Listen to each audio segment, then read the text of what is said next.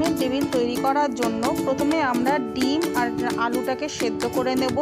আলু এই দুটোকে সেদ্ধ করে নেওয়ার পর তারপর আমরা ডিমগুলোকে ছোট ছোট সাইজে কেটে নিয়ে তার ওইদিকে আলুগুলোকে ভালোভাবে স্ম্যাশ করে নিয়ে ওর মধ্যে জিরে গুঁড়ো, ধনে গুঁড়ো, গোলমরিচ গুঁড়ো, শাহি গরম মশলা গুঁড়ো, তার সাথে একটা গোটা শুকনো লঙ্কা, ওটাকে একটু হালকাভাবে ভেজে নিয়ে ভালোভাবে ওর মধ্যে দিয়ে অল্প নুন দিয়ে আমরা ভালোভাবে মেখে নেব। মেখে নেওয়ার পর যে আলুর পুরটা রয়েছে আর ডিমটা রয়েছে, এই ডিমের উপর দিয়ে আলুর যে পুরটা ওটাকে ভালো মতো নিয়ে একটা আমরা ডিমের টেবিলের আকারে নিয়ে নেব।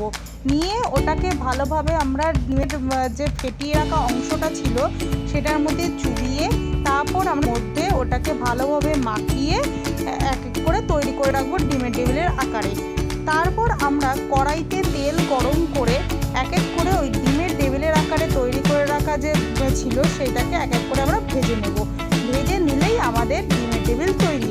আর এটা আপনারা চাটনি বা কোনো সসের মাধ্যমে